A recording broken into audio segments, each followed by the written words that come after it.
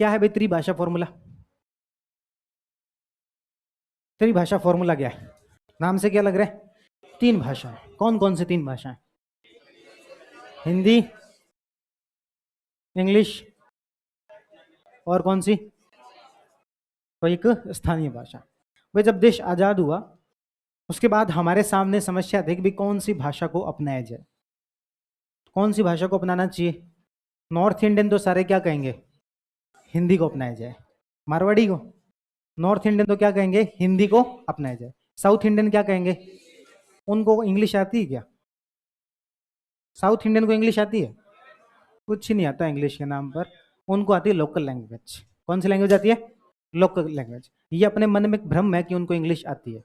English ही आती होती तो जब ये नेता जब साउथ में जाते हैं, जैसे राहुल गांधी जब साउथ इंडिया में जाते हैं तो भाषण जो देते हैं तो वो हिंदी में देते हैं, ट्रांसलेटर एक रखा होता है और ट्रांसलेटर उनको उनकी लोकल लैंग्वेज में बताता है।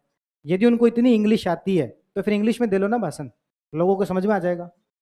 जैसे हमारे यहाँ पर राजस्थान के अंदर ठेठ गांव के अंदर भी कोई रैली होती है, उसके अंदर भी भाषण किस में देते हैं? हिंदी में। टूटी फूटी जैसी भी है समझ में आ जाती है। साउथ इंडिया वालों को इतनी इंग्लिश भी नहीं आती है। जितने अपने गांव के एक बिल्कुल ठेठ गांव का कोई व्यक्ति है जिसकी उम्र 80 साल है, उसको जितनी हिंदी समझ में आती है, साउथ इंडिया के लोगों को इतनी इंग्लिश समझ में नहीं आती है। ठीक है, लेकिन फिर भी एक इशू ये था कि आज़ादी के बाद कौन सी भाषा को अपनाया जाए।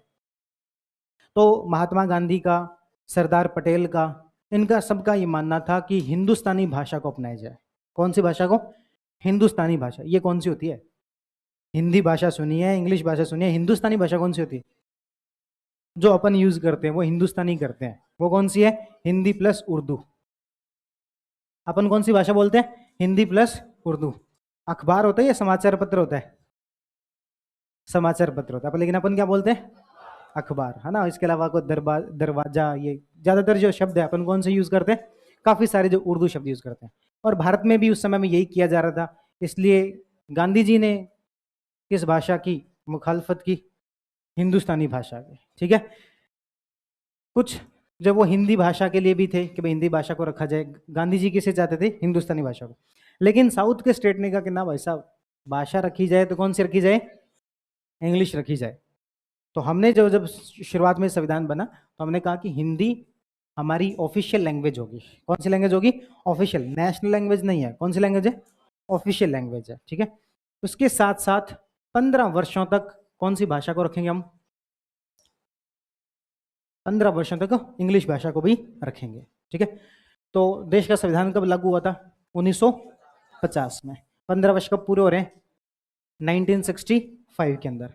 तो 1965 में वो समय आ गया था कि अब इंग्लिश को हटाकर, हमारा विचार ये था कि भाई साउथ इंडिया के बहुत सारे लोगों को हिंदी नहीं आती है, तो हम 15 वर्षों में उनको हिंदी सिखा देंगे। ठीक है। और फिर इस तरीके से सबकी, पूरे देश की को जोड़ने वाली एक भाषा हो जाएगी। ठीक है। लेकिन 15 वर्षों बाद में जो साउथ की तरफ से 1964 के अंदर विरोध प्रदर्शन होने शुरू हुए और उनके द्वारा कहा गया कि भाई इंग्लिश हमारी भाषा एज इट इज रहनी चाहिए, आप इसे हटाओगे नहीं।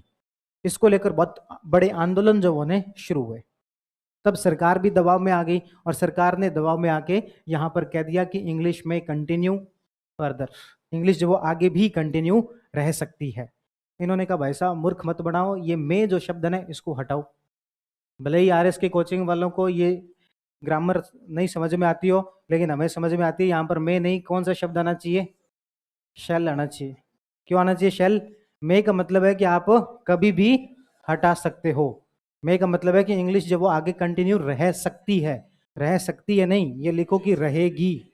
ठीक है। तो इसके लिए क्या शब्द लिखा जाना चाहिए? यहाँ पर शेल जो लिखा जाना चाहिए। इसके लिए फिर से एक आंदोलन जो वो चलाया गया और फाइनली हमने 1967 के अंदर ये शेल लिख दिया। और आज के समय में हमारे संविधान में क्या है कि हिंदी और इंग्लिश दोनों हमारी ऑफिशियल लैंग्वेज के रूप में चलेगी, है ना। वैसे तो ऑफिशियल लैंग्वेज हिंदी है, लेकिन जितने भी राजकीय काम होंगे, गवर्नमेंट के काम होंगे, उसके अंदर हिंदी और इंग्लिश दोनों भाषा का प्रयोग किया जाएगा।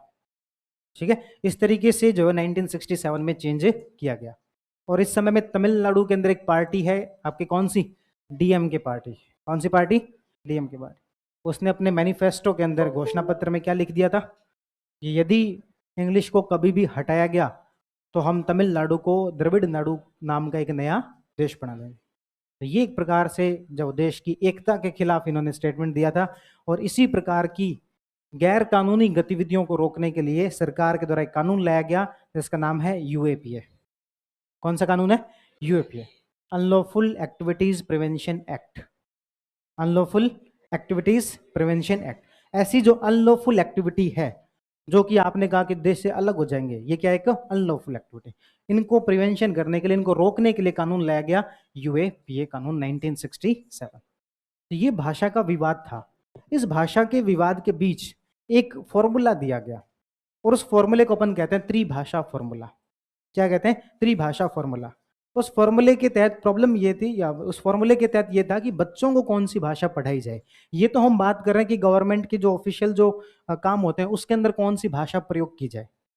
उसमें एक प्रॉब्लम ये भी आ रही थी कि बच्चों को कौन सी भाषा पढ़ानी है। इसमें तो चलो ठीक है, हिंदी इंग्लिश दोनों यूज कर लेंगे, सरकार एक डॉक्यूमेंट हिंदी में भी जारी कर देगी, इंग्लिश में भी कर देगी, लेकिन बच्चों को कौन सी भाषा पढ़ानी है इसके बारे में बताओ। तो तब जो मुंशी आयंगर और आयंगर के द्वारा एक फॉर्मूला दिया गया जिसे अपन क्या कहते हैं? त्रिभाषा फॉर्मूला कहते हैं, थ्री लैंग्वेज फॉर्मूला। ये त्रिभाषा फॉर्मूला क्या कहता है? ये कहता है कि 3 भाषाएं जो बच्चों को पढ़ानी चाहिए। कौन कौन सी 3 भाषाएं? एक तो उन्होंने कहा कि हिंदी पढ़ाई जाए, दूसरा उन्होंने कहा कि कोई एक विदेशी भाषा, कोई एक विदेशी भाषा।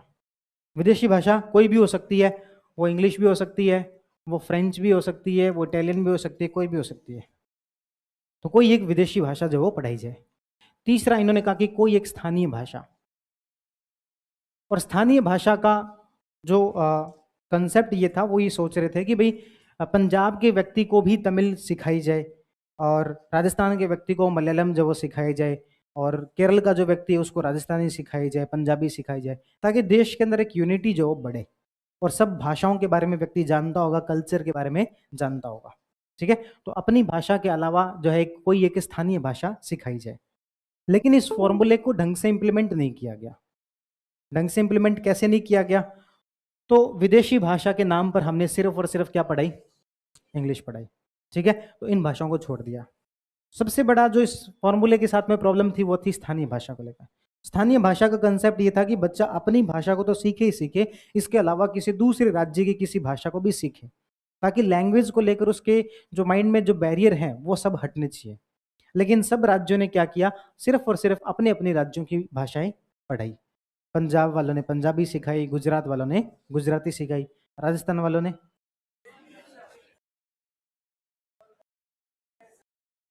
थर्ड लैंग्वेज के रूप में अपन ने क्या पढ़ाई?